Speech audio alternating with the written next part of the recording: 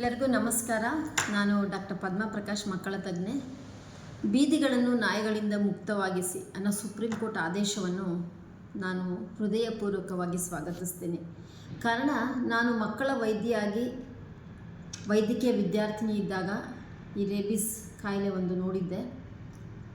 ಅದರಲ್ಲಿ ಹೈಡ್ರೋಫೋಬಿಯಾ, ಏರೋಫೋಬಿಯಾ ಅಂತಂದರೆ ಆ ರೇಬಿಸ್ ಕಾಯಿಲೆ ಬಂದು ಮಗು ಹತ್ರ ನೀವು ನೀರು ತೊಗೊಂಡು ಹೋದಾಗ ಅಂದರೆ ಹೆದರಿಕೆ ಆಗುತ್ತೆ, ಮಗು ಶಿವರಿಂಗ್ ಬರುತ್ತೆ, ತುಂಬ ಹೆದರಿಕೆ ಬಿಹೇವಿಯರು. ಏರೋಫೋಬಿಯಾ ಅಂದರೆ ಫ್ಯಾನ್ ಹಾಕಿದಾಗ ಗಾಳಿ ಬಂದಾಗಲೂ ಅದಕ್ಕೆ ಹೆದರಿಕೆ. ಸೊ ಈ ಹೈಡ್ರೋಫೋಬಿಯಾ, ಏರೋಫೋಬಿಯಾ ಆಗಿ ಆಮೇಲೆ ಮಗು ಕೊನೆಗೆ ತೀರ್ಕೊಂಡಿತ್ತು. ಯಾಕಂದರೆ ಅದು ನಾಯಿ ಕಚ್ಚಿದ್ದು ತುಂಬ ದಿನ ಆದಮೇಲೆ ಅವರು ಆಸ್ಪತ್ರೆಗೆ ಬಂದಿದ್ದು. ಸೊ ತುಂಬ ದುಃಖಕರ ವಿಷಯ. ಇದನ್ನು ನಾವು ನೋಡ್ತಾ ಇದ್ದಾಗ ಪ್ರಾಣಿ ಪ್ರಿಯರಲ್ಲಿ ನಂದೊಂದು ಮನವಿ, ನೀವು ಪ್ರಾಣಿಗಳ ಹಕ್ಕುಗಳಿಗಾಗಿ ಹೋರಾಡಿ, ಅದರ ಶ್ರೇಯಸ್ಸಿಗಾಗಿ ಹೋರಾಡಿ, but not at the cost of humans and their life. ಇತ್ತೀಚೆಗೆ ಎಷ್ಟು ಹಾವಳಿ ಆಗಿದೆ ಅಂತಂದರೆ ಕರ್ನಾಟಕ, ತಮಿಳುನಾಡು, ಕೇರಳ, ಡೆಲ್ಲಿ ತುಂಬ ನಾಯಿ ಕಚ್ಚಿರೋ ಉದಾಹರಣೆಗಳು, ಅಥವಾ ಈ ರೇಬಿಸ್ ಕಾಯಿಲೆಗೆ ಮಕ್ಕಳು ಅಥವಾ ವಯಸ್ಸಾದವರು ಎಸ್ಪೆಷಲಿ ಮಾರ್ನಿಂಗ್ ವಾಕ್ ಹೋಗ್ತಿದ್ದಾಗ ತುಂಬ ಕಷ್ಟಪಟ್ಟಿದ್ದಾರೆ. ಸೊ ತಮಿಳುನಾಡಲ್ಲಿ 5.25 lakhs ಈ ನಾಯಿ ಕಚ್ಚಿರೋದು, 28 ರೇಬಿಸ್ ಸಾವುಗಳು. ಕರ್ನಾಟಕದಲ್ಲಿ 2.3 ಲಕ್ಷ ನಾಯಿ ಕಡಿತಗಳು, ಅದರಲ್ಲಿ 19 ಸಾವು. ಕೇರಳದಲ್ಲಿ 23,000 ನಾಯಿ ಕಡಿತಗಳು.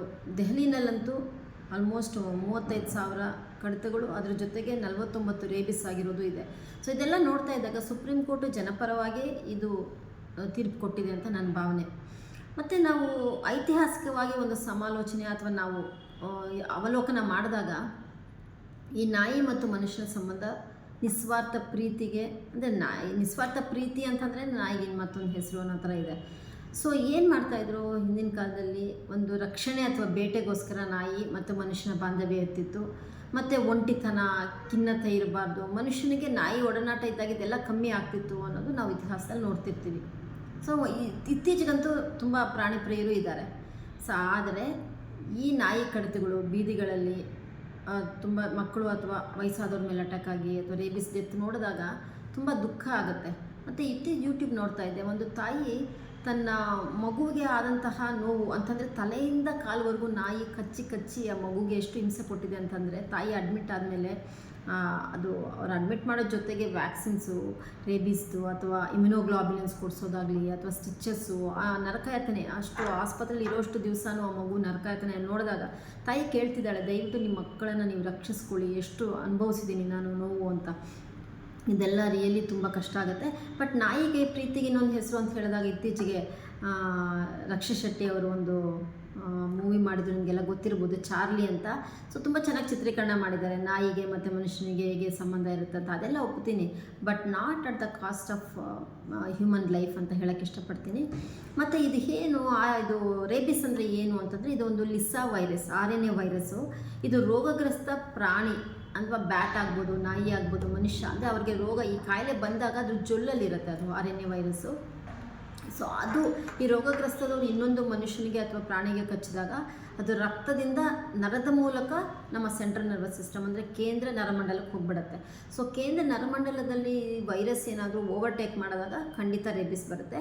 ಒಂದು ಸರ್ತಿ ರೇಬಿಸ್ ಬಂದರೆ ಅಂತೂ ಮರಣ ಖಂಡಿತ ನಿಶ್ಚಿತವಾಗಿ ಅದು ಇದು ಬರುತ್ತೆ, ಮರಣ ಆಗುತ್ತೆ. ಆದ್ದರಿಂದ ನಾವು ಪ್ರಿವೆಂಟಿವ್ ಮೆಷರ್ಸ್ ಏನಕ್ಕೆ ತೊಗೋಬೇಕು ಅಂತಂದರೆ, ಒಂದು, ಈ ಯಾಕೆ ಉಪ್ಪಟ್ಟಳ ಬೀದಿ ನಾಯಿಗಳು ಜಾಸ್ತಿ ಅಂತಂದರೆ, ಮನೆಗಳಲ್ಲಾಗಲಿ ಅಥವಾ ಹೋಟೆಲ್ಸಲ್ಲಾಗಲಿ ಏನು ತ್ಯಾಜ್ಯ ವಸ್ತುಗಳು ಸಿಗ್ತವೆ, ಮೀನಾಗಿರ್ಬೋದು ಅಥವಾ ಮಾಂಸ, ಏನೇ ಊಟದ ವಸ್ತುಗಳು, ತ್ಯಾಜ್ಯ ವಸ್ತುಗಳಿರ್ತಲ್ಲ, ಅದನ್ನೆಲ್ಲ ಇಲ್ಲಾಂದರೆ ಅಲ್ಲಿ ಚೆಲ್ಲೋದು. ಅವಾಗೇನಾಗುತ್ತೆ, ಅಟ್ರಾಕ್ಟ್ ಆಗುತ್ತೆ ಈ ನಾಯಿಗಳು, ಅಲ್ಲಿ ಬಂದು ಅದನ್ನು ತಿನ್ನೋಕೆ ಬರ್ತವೆ.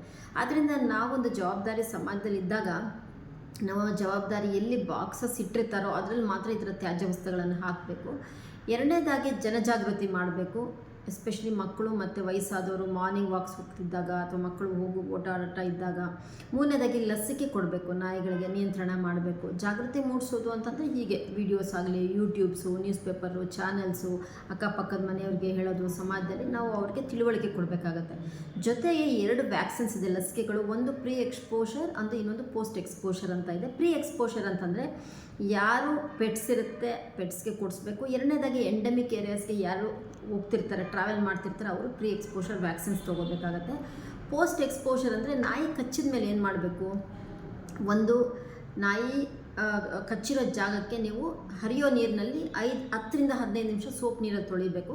ಹತ್ತಿರದ ಆಸ್ಪತ್ರೆಗೆ ನೀವು ಹೋದಾಗ ನಿಮಗೆ ಅವರು ವ್ಯಾಕ್ಸಿನ್ಸ್ ಕೊಡ್ತಾರೆ, ಪೋಸ್ಟ್ ಎಕ್ಸ್ಪೋಷರ್ ರೇಬಿಸ್ ವ್ಯಾಕ್ಸಿನ್ ಅಂತ. ಅದು ಫಸ್ಟ್ ಡೋಸ್ಗೆ 0 ಅಂತ, ಆಮೇಲೆ 3, 7, 14, 28 ಡೇಸ್ ವ್ಯಾಕ್ಸಿನ್ಸ್ ಕೊಡ್ತಾರೆ. ನಿಮಗೆ ಶೆಡ್ಯೂಲಲ್ಲಿ ಇರುತ್ತೆ ನೀವು ಯಾವ ಡೇಟಲ್ಲಿ ಬಂದು ವ್ಯಾಕ್ಸಿನ್ ತೊಗೋಬೇಕು ಅಂತ. ಇಂಟ್ರಾಮಸ್ಕ್ಯುಲರ್ ಇಂಜೆಕ್ಷನ್ ಮಿಸ್ ಮಾಡಲೇಬಾರ್ದು, ಅದು ತಜ್ಞ ವೈದ್ಯರು ಹೇಳಿದಾಗೆ ನೀವು ಆ ಚುಚ್ಚುಮದ್ದುಗಳನ್ನ ತೊಗೋಬೇಕಾಗತ್ತೆ. ಮತ್ತು ಮೂರನೇದಾಗಿ ನಾವು ಈ ಮಕ್ಕಳಿಗೆಲ್ಲ ಹೇಳ್ತಾ ಇರೋ ಜೊತೆಗೆ ನಾವು ತುಂಬ ಜವಾಬ್ದಾರಿಯಾಗಿ ಕೆಲಸ ಮಾಡಬೇಕಾಗುತ್ತೆ, ಲಸಿಕೆಗಳನ್ನು ಹಾಕಿಸ್ಬೇಕಾಗತ್ತೆ. ಜೊತೆಗೆ ನಮ್ಮಲ್ಲಿ ಇರೋ ನಾಲೆಡ್ಜನ್ನ ನಾವು ಬೇರೆಯವ್ರಿಗೆ ಅದು we have to inform them ಏನೇನಾಗುತ್ತೆ ಅಂತ. ಅಫ್ಕೋರ್ಸ್ ಈಗ ಸುಪ್ರೀಂ ಕೋರ್ಟ್ ಅವರ ಆದೇಶನ ನಾವೆಲ್ಲರೂ ಮತ್ತೊಮ್ಮೆ ಸ್ವಾಗತ ಮಾಡ್ತಾ we have to work for the betterment of the society ಅಂತ ಹೇಳೋಕ್ಕೆ ಇಷ್ಟಪಡ್ತೀನಿ. ನಮಸ್ಕಾರ.